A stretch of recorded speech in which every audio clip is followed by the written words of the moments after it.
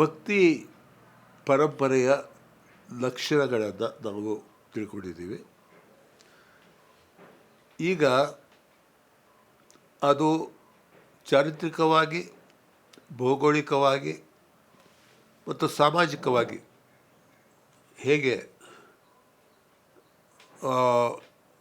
ಹರಡಿತು ಅನ್ನೋದನ್ನು ಒಂದಷ್ಟು ವಿಚಾರ ಮಾಡೋಣ. ಭಕ್ತಿಯ ಶುರುವಿನ ಬಗ್ಗೆ ಎರಡು ಪರಸ್ಪರ ವಿರುದ್ಧವಾದ ದೃಷ್ಟಿಕೋನಗಳಿದ್ದಾವೆ. ಇಬ್ಬರು ಹಿಂದಿಯ ಭಕ್ತಿ ಸಾಹಿತ್ಯದ ಬಹಳ ದೊಡ್ಡ ವಿದ್ವಾಂಸರು, ಒಬ್ಬರು ಹಜಾರಿ ಪ್ರಸಾದ್ ದ್ವಿವೇದಿ ಅನ್ನೋರು. ಅವರು ಕಬೀರನ ಕೃತಿಗಳನ್ನು ಮೊಟ್ಟ ಮೊದಲಿಗೆ ಸಂಪಾದನೆ ಮಾಡಿದವರು, ಪುಸ್ತಕ ರೂಪಕ್ಕೆ ತಂದವರು. ಇನ್ನೊಬ್ಬರು ರಾಮಚಂದ್ರ ಶುಕ್ಲ ಅನ್ನೋರು, ಬಹಳ ದೊಡ್ಡ ಹಿಂದಿ ವಿಮರ್ಶಕರು. ರಾಮಚಂದ್ರ ಶುಕ್ಲ ಅವರ ಸಿದ್ಧಾಂತದ ಪ್ರಕಾರ ಭಕ್ತಿ ಎನ್ನುವುದು ನಮಗೆ ಹೊರಗಿನಿಂದ ಬಂದದ್ದು, ವಿಶೇಷವಾಗಿ ಇಸ್ಲಾಮಿನ ಪ್ರಭಾವದಿಂದ ಬಂತು. ಯಾಕೆಂದರೆ ಭಕ್ತಿ ಎನ್ನುವುದು ಏಕದೇವೋಪಾಸನೆಯ ಕೇಂದ್ರವಾಗಿಟ್ಕೊಂಡಿದೆ. ಅದಕ್ಕೆ ಮೊದಲು ಭಾರತದಲ್ಲಿ ಬಹುದೇವತೋಪಾಸನೆ ಇತ್ತು. ನಿಗಮಾಗಮ ಪರಂಪರೆಗಳಲ್ಲಿ ಬಹುದೇವತಾ ಉಪಾಸನೆ ಇತ್ತು. ಆದರೆ ಭಕ್ತಿ ಮಹಮ್ಮದೀಯ ಪರಂಪರೆಗಳ ಪ್ರಭಾವದಿಂದ ಬಂತು ಅಂತ ರಾಮಚಂದ್ರ ಶುಕ್ಲ ಅವರು ಹೇಳಿದ್ರೆ, ಹಜಾರಿ ಪ್ರಸಾದ್ ದ್ವಿವೇದಿಯವರು ಭಕ್ತಿ ಸ್ವದೇಶಿ ಮೂಲದಿಂದ ಹುಟ್ಟಿ ಬಂತು ಅಂತ ಹೇಳ್ತಾರೆ. ಇವೆರಡರಲ್ಲೇ ನನಗೆ ಹಜಾರಿ ಪ್ರಸಾದ್ ದ್ವಿವೇದಿಯವರ ವಾದ ಹೆಚ್ಚು ಸಮಂಜಸವಾಗಿ ಕಾಣ್ತದೆ. ಯಾಕೆಂದರೆ ತಮಿಳು ಭಕ್ತಿಯ ಮೊದಲ ಪ್ರಾದುರ್ಭಾವ ಆಗಿದ್ದು ಸುಮಾರು 6 ಅಥವಾ 7ನೇ ಶತಮಾನದಲ್ಲಿ. ಬಹುಶಃ ಅದು ಪ್ರವಾದಿ ಮಹಮ್ಮದರ ಜೀವಿತದ ಅವಧಿ. ಅಂದರೆ ಅಷ್ಟು ಬೇಗ ಇಸ್ಲಾಮಿನ ಪ್ರಭಾವ ಬರೋಕ್ಕೆ ಸಾಧ್ಯವಿರಲಿಲ್ಲ. ಆಮೇಲೆ ಭಕ್ತಿಯಲ್ಲಿ ಬರುವ ಏಕದೇವತೋಪಾಸನೆಗೂ ಯಹೂದಿ ಧರ್ಮಗಳಲ್ಲಿ, ವಿಶೇಷವಾಗಿ ಯಹೂದಿ, ಇಸ್ಲಾಂ ಮತ್ತು ಕ್ರೈಸ್ತ ಧರ್ಮದಲ್ಲಿ ಬರುವ ಏಕದೇವತೋಪಾಸನೆಗೂ ಬಹಳ ವ್ಯತ್ಯಾಸಗಳಿರ್ತವೆ. ಭಕ್ತಿ ಪರಂಪರೆಯಲ್ಲಿ, ಸಗುಣ ಭಕ್ತಿಯಲ್ಲಿ ಕೂಡ ಒಬ್ಬ ದೇವನನ್ನು ಕೇಂದ್ರ ಅಥವಾ ದೇವಿಯನ್ನು ಕೇಂದ್ರವಾಗಿಟ್ಟುಕೊಂಡರೂ ಕೂಡ ಆ ದೇವ ಅಥವಾ ದೇವಿ ಅನೇಕ ಸ್ವರೂಪಗಳಲ್ಲಿ ಪ್ರಕಟವಾಗ್ತಾರೆ. ಆದರೆ ಯಹೂದಿ ಪರಂಪರೆಯಲ್ಲಿ ಆರಾಧಿತವಾಗುವ ಆ ದೇವಿ ಶಕ್ತಿಗೆ ಆಕಾರವೇ ಇಲ್ಲ. ಅದಕ್ಕೆ ಒಂದು ಆಕಾರವನ್ನು ಕೊಡುವುದು ಅದು ಮೂರ್ತಿ ಪೂಜೆ. ಈ ಎಲ್ಲ ಧರ್ಮಗಳು ಕೂಡ ಮೂರ್ತಿ ಪೂಜೆಗೆ ವಿರುದ್ಧವಾಗಿದ್ದಾವೆ. ಉದಾಹರಣೆಗೆ ಯಹೂದಿಯರ ಹಳೆಯ ಒಡಂಬಡಿಕೆಯಲ್ಲಿ, ಓಲ್ಡ್ ಟೆಸ್ಟಮೆಂಟ್ನಲ್ಲಿ ಒಬ್ಬ ದೊಡ್ಡ ಪ್ರವಾದಿಯಾದ ಸಾಲಮನ್ ದೊರೆ, ಒಂದು ಮಹಾಜ್ಞಾನಿ ಅಂತ ಹೇಳ್ತಾರೆ, ಅವನು ಶತ್ರುಗಳ ಮೇಲೆ ದಾಳಿ ಮಾಡ್ತದೆ, ಗೆಲ್ತದೆ. ಹೆಂಗಸರು ಮತ್ತು ಮಕ್ಕಳನ್ನು ಉಳಿದು ಮಿಕ್ಕೆಲ್ಲ ಗಂಡಸರನ್ನು ವಧೆ ಮಾಡ್ತದೆ. ಆ ರಾತ್ರಿ ಸಪ್ತದಲ್ಲಿ ದೇವರ ವಾಣಿ ಅವನಿಗೆ ಕೇಳಿಸ್ತದೆ, ನೀನು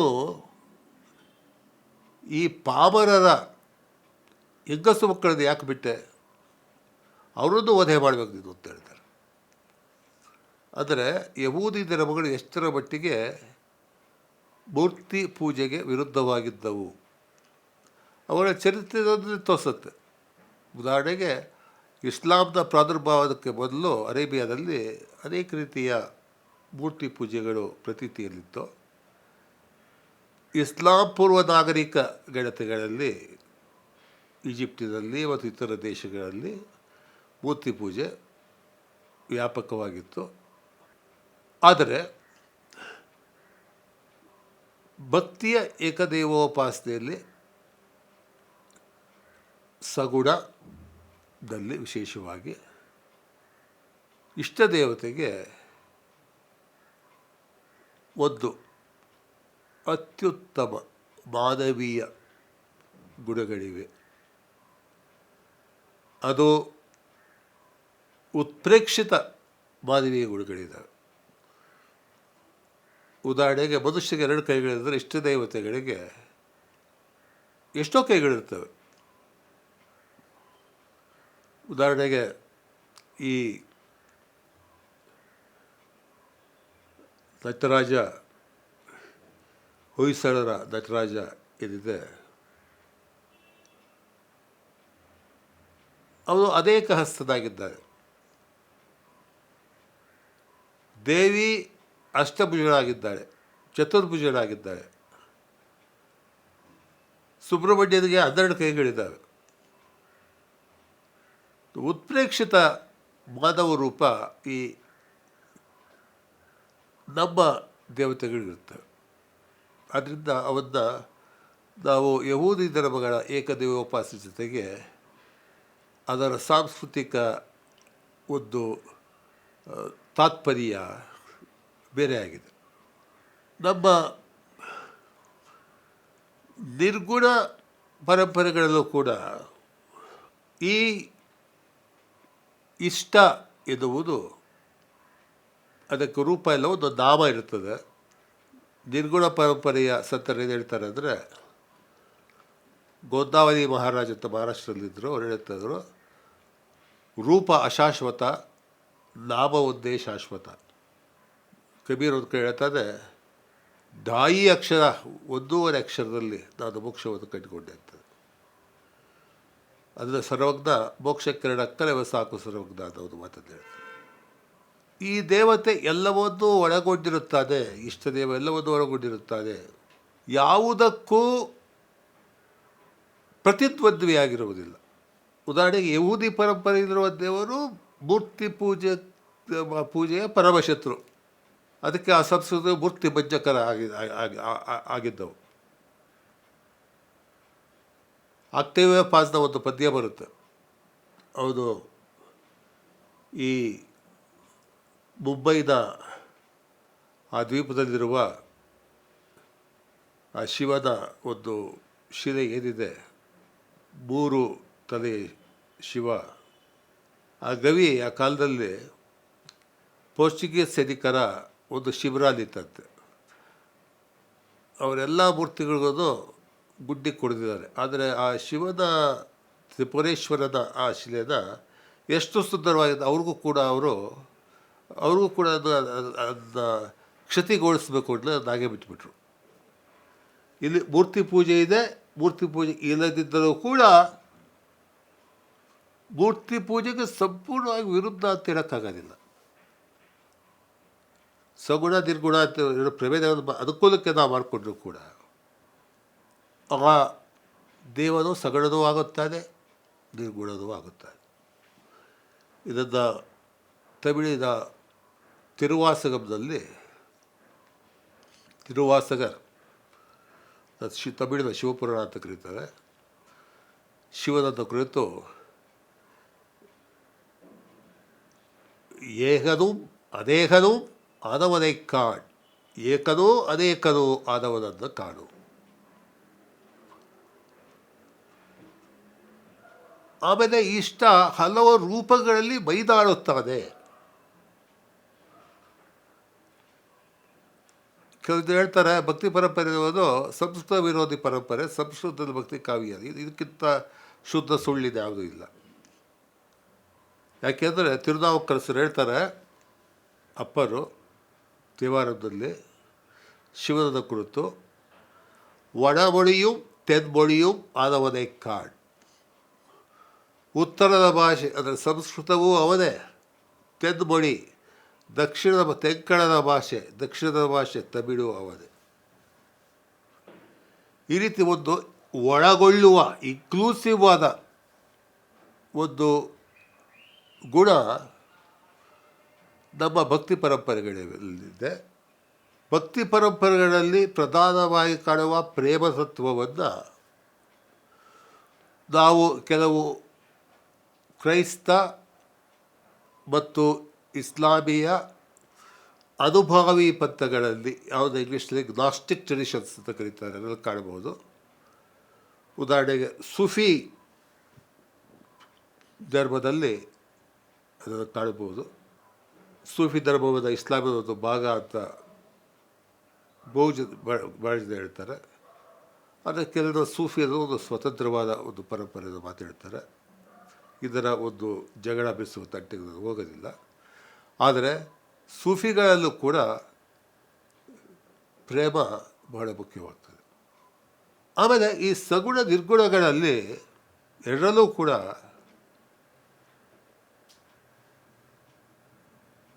ಭಕ್ತ ದೇವರ ಹತ್ರ ಹೋಗ್ತಾ ಹೋಗ್ತಾ ಕೊನೆಯಲ್ಲಿ ಅತ್ಯುನ್ನತ ಹಂತದಲ್ಲಿ ತಾನೇ ಆ ಪರಮತತ್ವ ಹೋಗ್ಬಿಡ್ತದೆ. ಅಂತಿಮ ಗುರಿ ಆ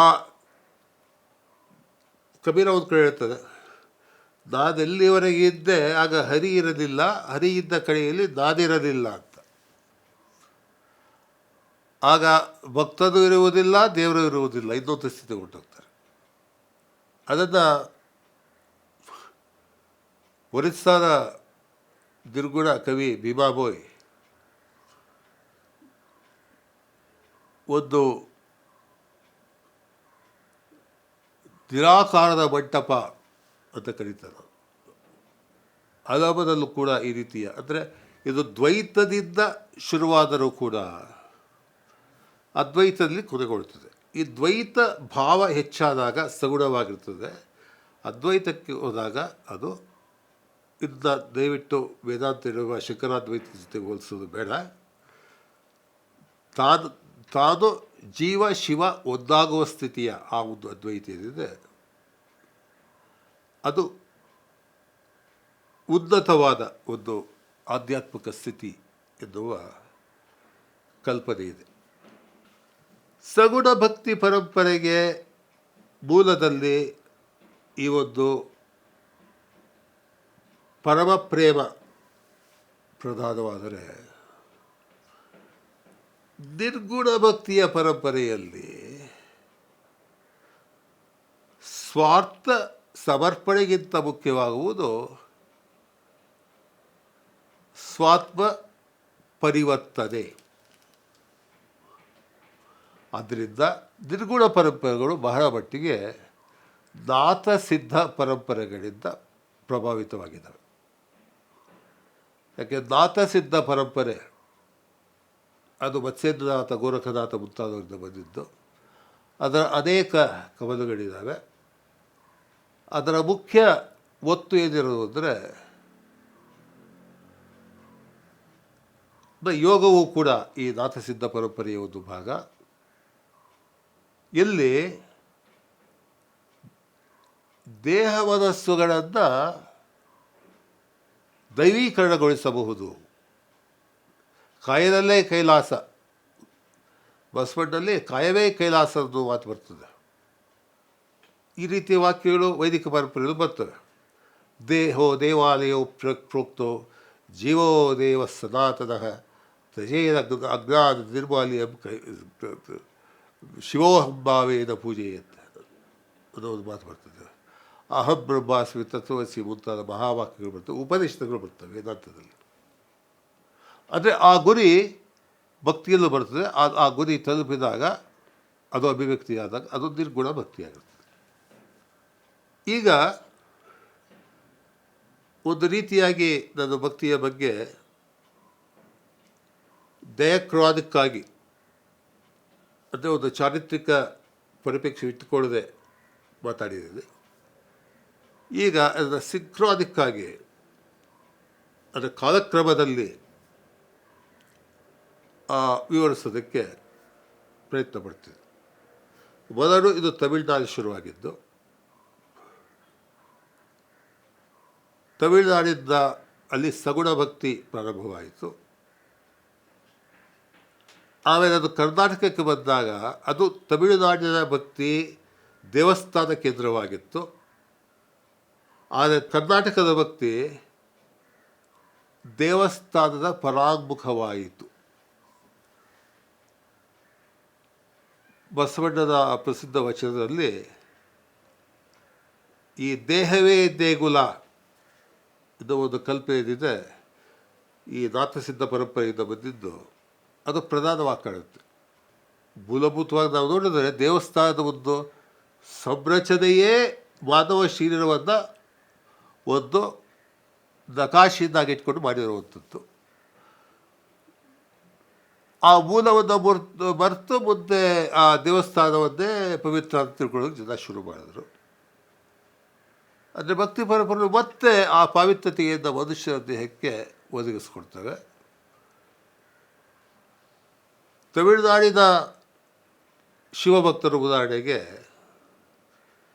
ದೇವಸ್ಥಾನಗಳಲ್ಲಿರುವ ಲಿಂಗಗಳನ್ನು ಸ್ಥಾವರ ಲಿಂಗಗಳು ಅಂತ ಶರಣಗಳಿದ್ದಾರೆ, ಅದನ್ನು ಪೂಜಿಸ್ತಾ ಇದ್ದರು.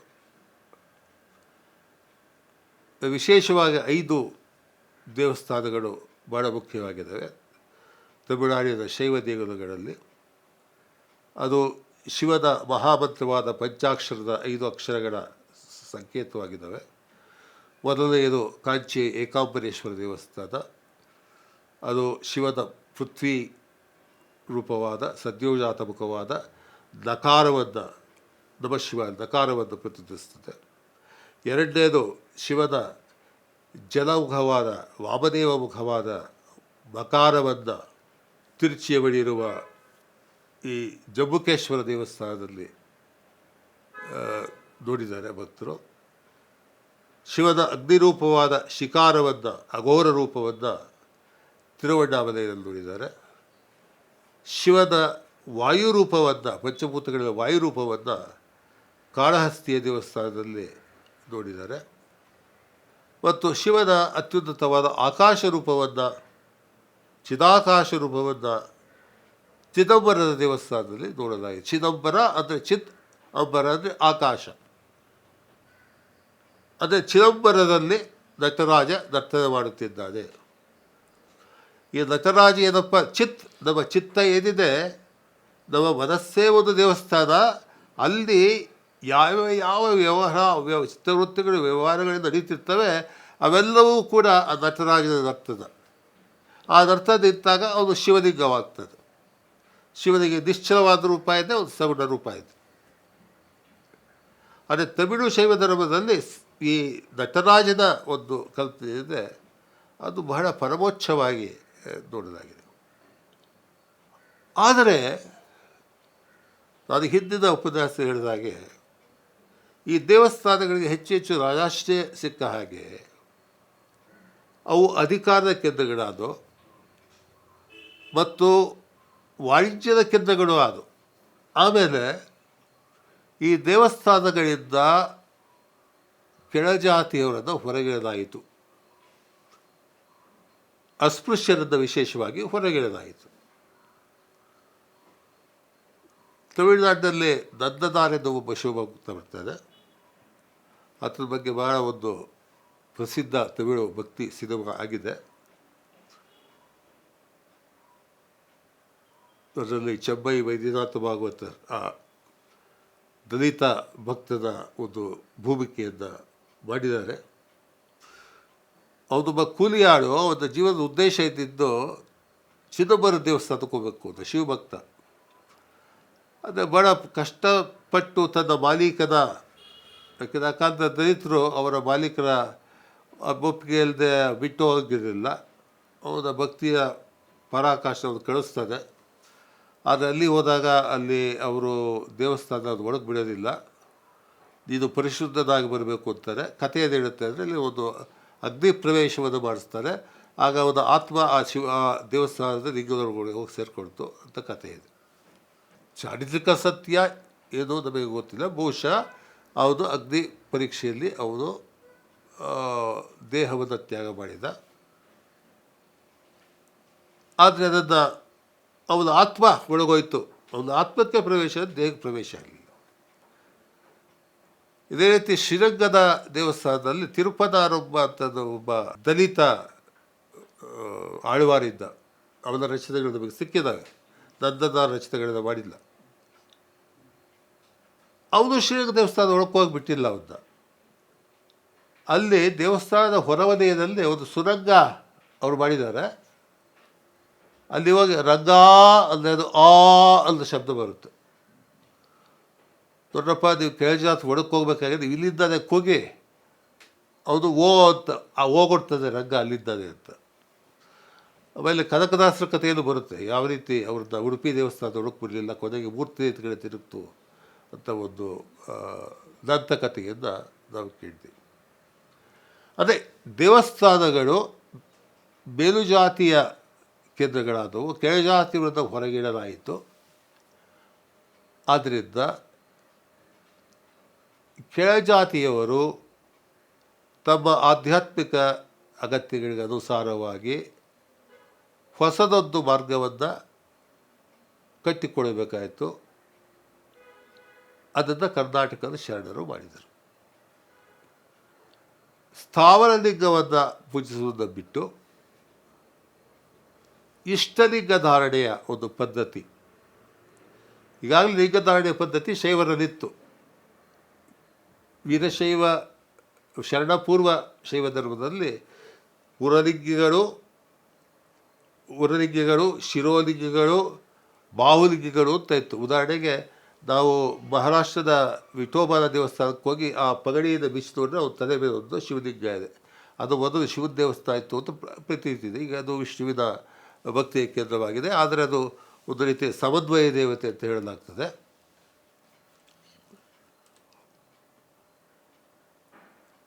ಆದ್ದರಿಂದ ದೇವಸ್ಥಾನ ವಿಮುಖವಾಯಿತು, ವಿರುದ್ಧವಾಯಿತು ಅಂತ ಹೇಳಿದ್ರೆ ವಿಮುಖವಾಯಿತು. ಮುಂದೆ ಕರ್ನಾಟಕದಿಂದ ಇದು ತಮಿಳುನಾಡಿನಲ್ಲಿ ಈ ಭಕ್ತಿ ಕಾವ್ಯವನ್ನು ರಚನೆ ಮಾಡಿದ ವೈಷ್ಣವ ಮತ್ತು ಶೈವ ಭಕ್ತರ ಒಂದು ಸಾಮಾಜಿಕ ಹಿನ್ನೆಲೆಯನ್ನು ನೋಡಿದಾಗ ಅದು ಅಷ್ಟು ವೈವಿಧ್ಯಮಯವಾಗಿರಲಿಲ್ಲ.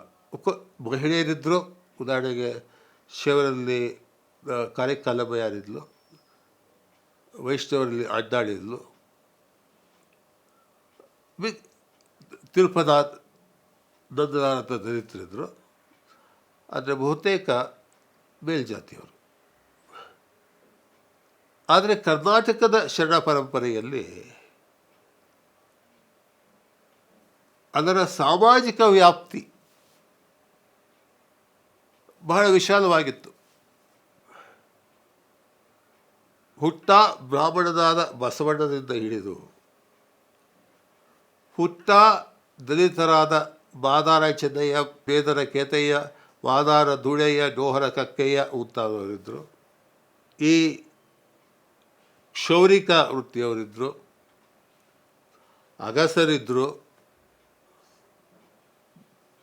ಬೀದಿಯ ಆಟಗಳನ್ನು ಆಡುವ ಆಟಗಾರರು, ವೇಷಗಾರರು ಇವರಿದ್ದರು, ಬಹುರೂಪಿಗಳಿದ್ದರು, ಹೆಡ್ಡ ಮಾರುವವರಿದ್ದರು. ಒಬ್ಬ ಸೂಳೆ ಸಂಕವಾದ ಒಂದು ವಚನವು ನಮಗೆ ಸಿಕ್ಕಿದೆ. ಎಲ್ಲ ವೃತ್ತಿಗಳ, ಎಲ್ಲ ಪ್ರವೃತ್ತಿಗಳ ಜನಗಳು ಶರಣ ಪರಂಪರೆಯಲ್ಲಿ ನಮಗೆ ಸಿಗ್ತಾರೆ. ಕರ್ನಾಟಕದಲ್ಲಿ ಶರಣ ಪರಂಪರೆ ಉದಿಸುವ ಸಂದರ್ಭಕ್ಕೆ ತಮಿಳುನಾಡಿನ ಶೈವಧರ್ಮ ಸಂಸ್ಥೀಕರಣವಾಗಿತ್ತು, ಮತೀಯವಾಗಿತ್ತು, ಮಠೀಯವಾಗಿತ್ತು.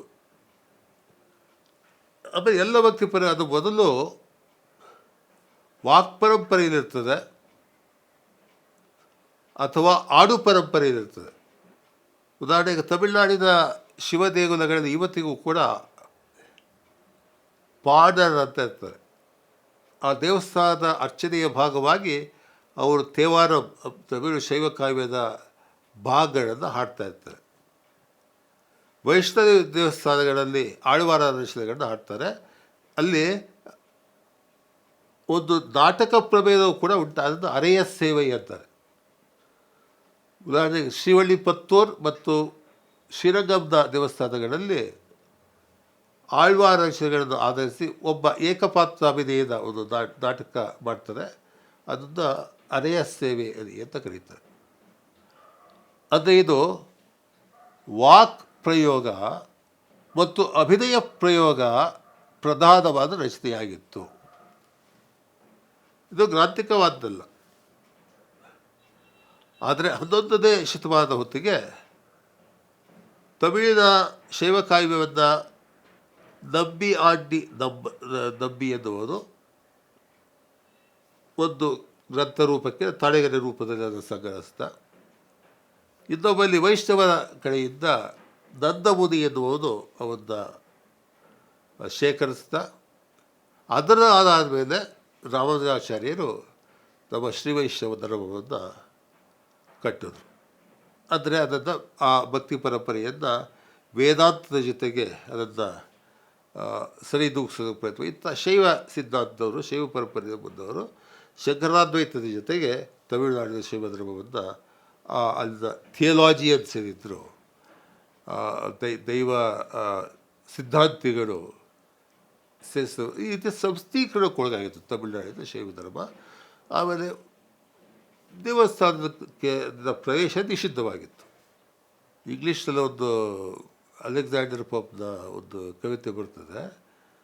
ಭಾಳ ಜನ ಚರ್ಚ್ಗೆ ಹೋಗ್ತಾರೆ ಅಂದರೆ ಅದು ದೇವ್ರಿಗೋಸ್ಕರ ಅಲ್ಲ, they go for the music there ಅಂತ, ಸಂಗೀತ ಕೇಳಕ್ಕೆ ಹೋಗ್ತಾರೆ ಅಂತ.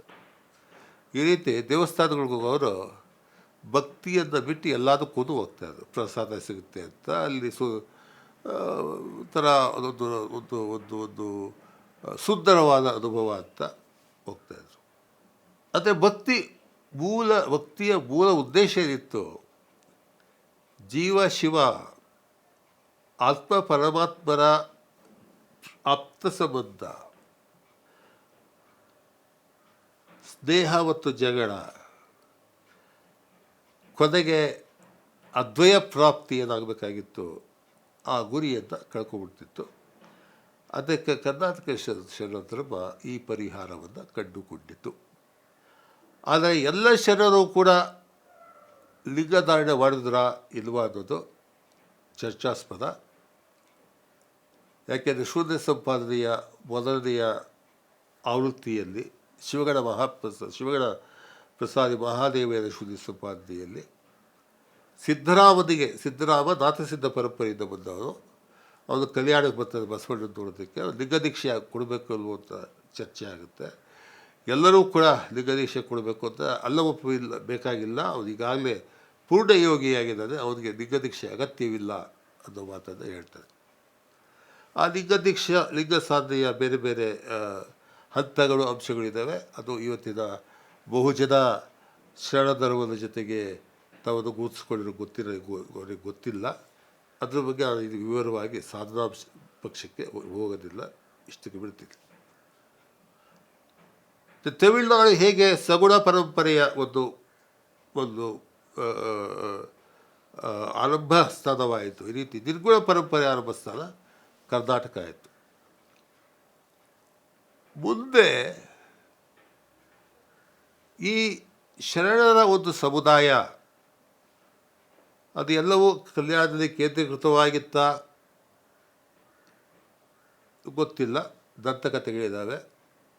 ಇದರ ಐತಿಹಾಸಿಕ ಆಯಾಮಗಳನ್ನು ನಾನು ವಿಶ್ಲೇಷಿಸುವುದಕ್ಕೆ ಹೋಗೋದಿಲ್ಲ. ಆದರೆ ನಾವು ಬಹುಮಟ್ಟಿಗೆ 12ನೇ ಶತಮಾನದ ಶರಣ ಧರ್ಮವನ್ನು ನಾವು ಪುನರಾವರ್ತಿಸಿಕೊಳ್ಳುವಲ್ಲಿ ಪ್ರೌಢದೇವರಾಯನ ಕಾಲದಲ್ಲಿ ವಚನಗಳ ಸಂಗೋಪನಾಯಕದಲ್ಲಿ ಶರಣ ಚಳುವಳಿಗೆ ಒಂದು ಸಾಮ್ರಾಜ್ಯಶಾಹಿಯ ಒಂದು ಆಶ್ರಯ ಸಿಕ್ಕ ನಂತರ ಒಂದು ಸಂಕಥನವನ್ನು ಕಟ್ಟಲಾಯಿತು. ಅದರ ಮೂಲಕ ನೋಡ್ತಾ ಇದ್ದೀವಿ. ವಚನಗಳ ಮೂಲಕ ನಾವು ಅದನ್ನು ನೋಡ್ತಾ ಬಂದಿಲ್ಲ. ಅದರ ವಚನಗಳನ್ನು ಕುರಿತ ವಿದ್ವತ್ ರಚನೆಗಳಲ್ಲಾಗಲಿ ಅಥವಾ ಸೃಜನಾತ್ಮಕ ರಚನೆಗಳಾಗಲಿ ಈ ಕಥನಗಳೇ ಮುಖ್ಯವಾಗಿದ್ದಾವೆ. ಆದರೆ ವಚನಗಳ ಆಧಾರದಿಂದಲೇ ವಚನಗಳನ್ನು ಅರ್ಥ ಮಾಡಿಕೊಳ್ಳುವಂದರೆ ಬೇರೆಯ ಒಂದು ದೃಷ್ಟಿಕೋನ ಶರಣರ ಒಂದು ಪರಂಪರೆಯ ಬಗ್ಗೆ ನಮಗೆ ಸಿಗಬಹುದು. ಅದು ಹೆಚ್ಚು ಈಗ ನಾವು ತಿಳಿದುಕೋ ಹೆಚ್ಚು ಬಹುಮುಖಿಯಾದದ್ದು, ಅದು ಬಹು ಸಾಧ್ಯತೆಗಳನ್ನು ಹೊಂದಿದ್ದದ್ದು. ಆದರೆ ಅದು ಮುಂದೆ ಒಂದು ಕೇಂದ್ರತೆಯನ್ನು, ಒಂದು ಸಂಘಟನಾ ಸ್ವರೂಪವನ್ನು ಕಳ್ಕೊಂಡು ಹರಿದು ಹಂಚಿ ಹೋಯಿತು. ದಂತಕಥೆಯೇ ಕಲ್ಯಾಣದ ಮಹಾಮನೆಯನ್ನು ಕಟ್ಟಿದ್ರು, ಅಲ್ಲಿ ಅನುಲೋಮ ವಿಲೋಮ ವಿವಾಹವಾಯಿತು, ಅಲ್ಲಿ ದೊಡ್ಡ ಕ್ರಾಂತಿ ಆಯಿತು. ಆಗ ಶರಣರೆಲ್ಲ ಇದಕ್ಕೆ ಬಂದರು, ಉಳುವಿಗೆ ಬಂದರು. ಅಲ್ಲಿ ಬಿಜ್ಜಳದ ವಂಶದ ಕಡೆಯವರು ಕೊಂದಾಕಿದ್ರು, ಇವರೆಲ್ಲ ಹುತಾತ್ಮರಾದರು.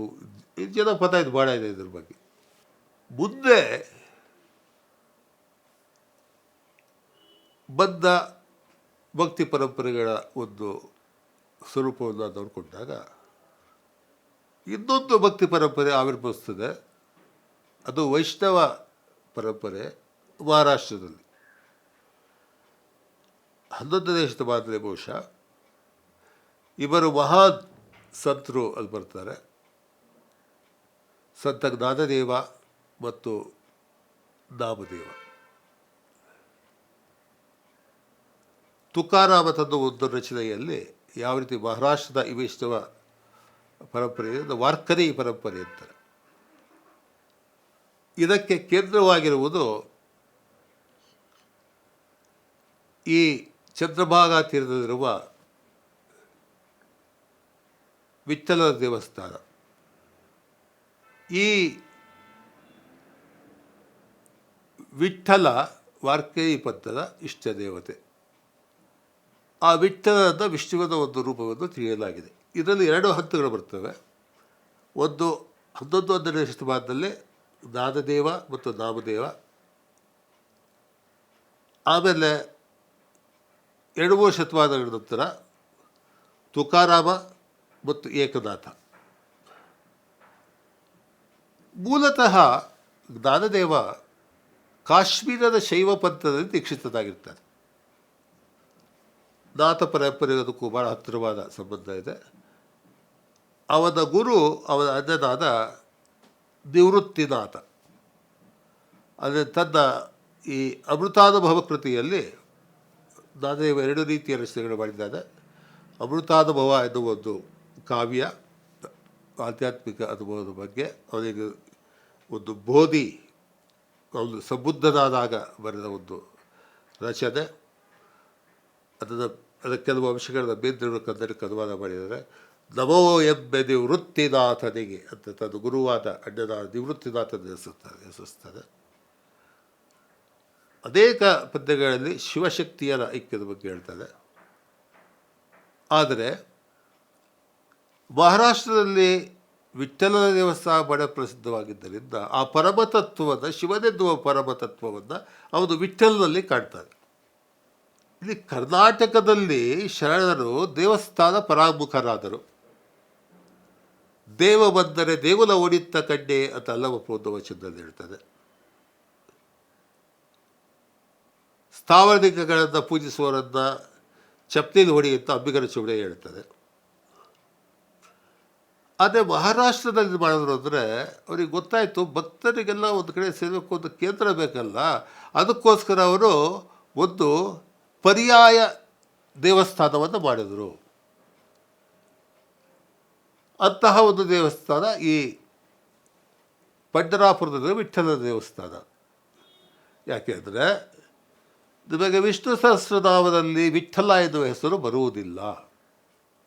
ಇದು ಕಾನಡಿ ವಿಠ್ಠಲ ಅನ್ನುವುದು ಒಂದು ಆ ದೇಸಿ ಹೆಸರು. ಮೂಲತಃ ಕರ್ನಾಟಕದಿಂದ ಹೋದ ದೇವರು. ಮಹಾರಾಷ್ಟ್ರದ 2 ಪ್ರಸಿದ್ಧ ದೇವತೆಗಳು ಕರ್ನಾಟಕ ಮೂಲದವರು. ಒಂದು ವಿಠೋಬ, ಇನ್ನೊಬ್ಬ ಖಂಡೋಬ. ಖಂಡೋಬನ ಹೆಸರಲ್ಲಿ ಭಕ್ತಿಪಂಥ ಬೆಳೆದಿಲ್ಲ. ಅದು ವಿಠೋಬದ ಹೆಸರಲ್ಲೂ ಬಂತು. ವಿಠ್ಠಲನೇ ಸರ್ವಸ್ವ. ತೀರ್ಥ ವಿಠ್ಠಲ, ಕ್ಷೇತ್ರ ವಿಠ್ಠಲ, ಸಖಾ ವಿಠ್ಠಲ, ಬಂಧು ವಿಠ್ಠಲ, ವಿಠ್ಠಲ ಮಾತಾ ವಿಠ್ಠಲ ಪಿತಾ ಅಂತ ನಾಮದೇವ ತನ್ನ ಒಂದು ಅಭಂಗದಲ್ಲಿ ಹೇಳ್ತದೆ. ಈ ಜ್ಞಾನದೇವ ಬ್ರಾಹ್ಮಣನಾಗಿ ಹುಟ್ಟಿದರೂ ಕೂಡ ಅವನ ತಂದೆ ಬ್ರಾಹ್ಮಣ ಧರ್ಮದ ಕೆಲವು ನಿಯಮಗಳನ್ನು ಭಂಗ ಮಾಡಿದ್ದರಿಂದ ಒಂದು ಸನ್ಯಾಸಕ್ಕೆ ಹೋಗಿ ಮತ್ತೆ ಸಂಸಾರಕ್ಕೆ ಬರ್ತಾರೆ. ಇಡೀ ಬ್ರಾಹ್ಮಣ ವರ್ಗದವರ ಒಂದು ಬಹಿಷ್ಕಾರ ಆಗ್ತದೆ ಈ ಕಾರಣದಿಂದ. ಜ್ಞಾನದೇವ ಮತ್ತು ಅವನ ತಂಗಿ ಬಹಿಣಾಬಾಯಿ ಪಾಪ ಭಿಕ್ಷೆ ಬೇಡಿ ಹೋಗ್ತಾ ಇರ್ತಾರೆ. ಆದರೆ ಒಂದು ಎಂತಹ ಪ್ರತಿಭಾವಂತ ಮಹಾಕವಿ ಅಂದರೆ 17ನೇ ವಯಸ್ಸಿಗೆ ಅಮೃತಾನುಭವದಂಥ ಮಹಾಕಾವ್ಯವನ್ನು ಬರೆದು ಅನೇಕ ಓವಿಗಳನ್ನು ಬರೆದು ಭಗವದ್ಗೀತೆಯನ್ನು ಮರಾಠಿಗೆ ಒಂದು ಅನುವಾದ ಮಾಡ್ತದೆ. ಅದನ್ನು ಜ್ಞಾನೇಶ್ವರಿ ಇರ್ತಾರೆ ಅದರಲ್ಲಿ. ಆದರೆ ಅವರು ಭಗವದ್ಗೀತೆಯನ್ನು ಒಂದು ಶಾಸ್ತ್ರವನ್ನಾಗಿ ಮಾಡ್ತಾ ಇಲ್ಲ, ಅದನ್ನು ಕಾವ್ಯವನ್ನಾಗಿ ನೋಡ್ತಾ ಇದೆ. ಭಗವದ್ಗೀತೆಯ ಒಂದು ಶ್ಲೋಕವನ್ನು 3-4 ಅದ್ಭುತವಾದ ಕಾವ್ಯವನ್ನಾಗಿ ಕವಿತೆಗಳನ್ನಾಗಿ ಮರಾಠಿಯಲ್ಲಿ ಪರಿವರ್ತಿಸ್ತಾರೆ ಮತ್ತು ಅಭಂಗಗಳನ್ನು ರಚನೆ ಮಾಡ್ತಾರೆ. ಇಲ್ಲಿಂದ ನಾವೇನು ಕಾಣ್ತೀವಿ ಭಕ್ತಿ ಪರಂಪರೆಯಲ್ಲಿ 2 ರೀತಿಯ ರಚನೆಗಳನ್ನು ಕಾಣ್ತೀವಿ. ಒಂದು ಕಥನಗಳ ಅನುವಾದ. ಅದು ಇವತ್ತಿನ ರೀತಿಯ ಅನುವಾದವಲ್ಲ, ಅದು ಒಂದು ರೂಪಾಂತರ. ವಿಶೇಷವಾಗಿ ರಾಮಾಯಣ ಮಹಾಭಾರತಗಳ ಅನುವಾದ ವೈಷ್ಣವ ಪರಂಪರೆಯಲ್ಲಿ. ಜ್ಞಾನೇಶ್ವರ ಭಗವದ್ಗೀತೆಯನ್ನು ಅನುವಾದ ಮಾಡ್ತದೆ.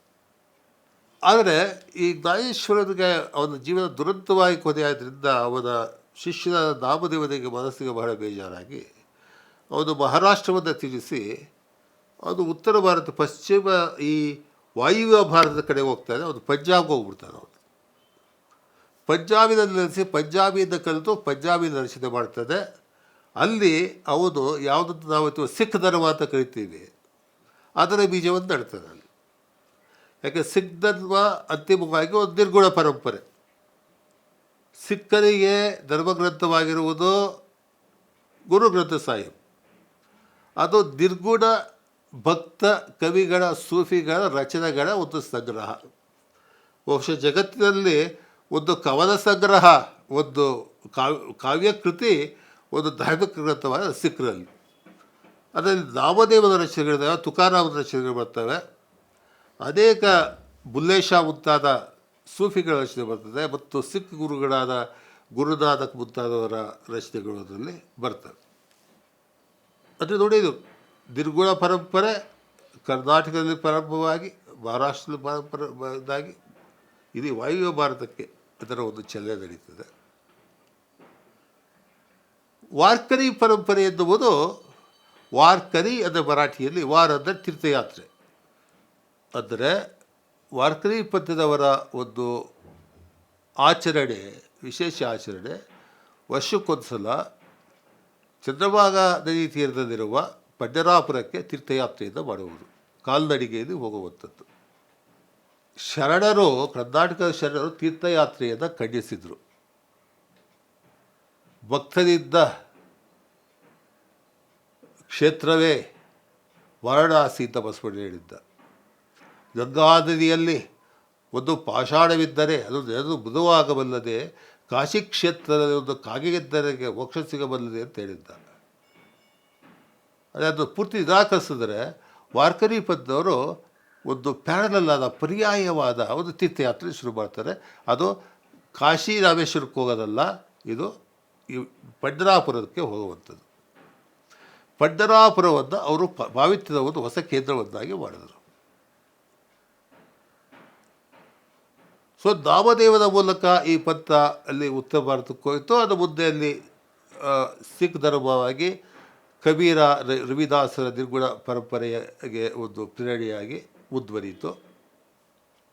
ಆಮೇಲೆ 2 ಶತಮಾನಗಳ ನಂತರ ಇನ್ನಿಬ್ಬರು ಮಹಾಕವಿಗಳು ಮಹಾರಾಷ್ಟ್ರದಲ್ಲಿ ಬಂದರು. ಆಮೇಲೆ ಅವರು ರಚಿಸುತ್ತಿದ್ದ ಭಜನೆಗಳು, ಗೀತೆಗಳು, ಅವನ್ನ ಅಭಂಗ ಅಂತ ಕರೀತಾರೆ.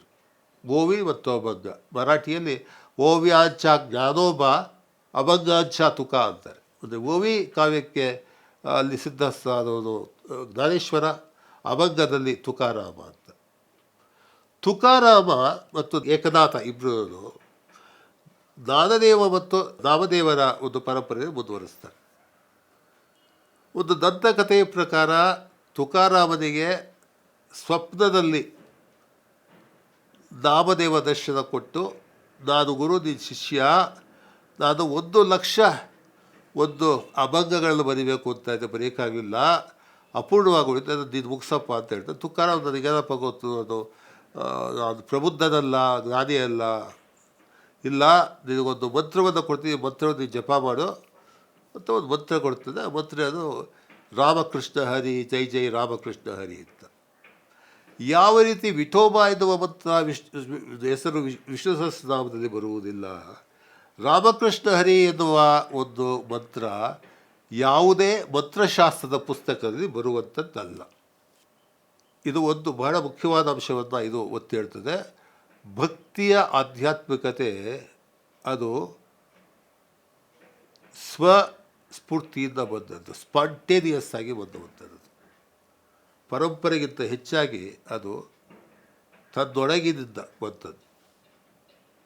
ಅದು ಮುಂದೆ ನಾನು ಭಕ್ತಿಯ ಒಂದು ಕಾವ್ಯ ಮೀಮಾಂಸೆಯ ಬಗ್ಗೆ, ಕಲಾಮೀಮಾಂಸೆಯ ಬಗ್ಗೆ ಇದನ್ನು ಸ್ಪಷ್ಟಪಡಿಸ್ತೀನಿ. ಆಮೇಲೆ ಇತ್ತ ಕಡೆ ಇನ್ನೊಂದು ಯಾತ್ರೆ. ಯಾವಾಗ ಕರ್ನಾಟಕದಲ್ಲಿ ಸಂಗೋಪನ ಯುಗದಲ್ಲಿ ಶರಣರ ಒಂದು ಧರ್ಮ ಮಠೀಕರಣ ಮತ್ತು ಮತೀಕರಣಕ್ಕೆ ಒಳಗಾಗ್ತದೆ,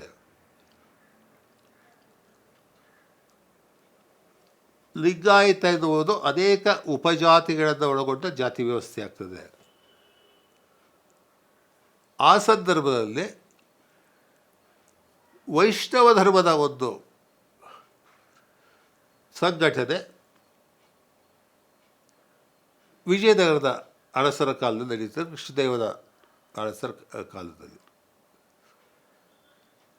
ಇದು ಮಾಧ್ವ ಪರಂಪರೆಯಿಂದ ಪ್ರೇರಿತವಾದ್ದು. ಅದೇ ದ್ವೈತ ವೇದಾಂತದಿಂದ. ಇದರ 2 ಉಪ ಸಂಸ್ಥೆಗಳಿದ್ದಾವೆ.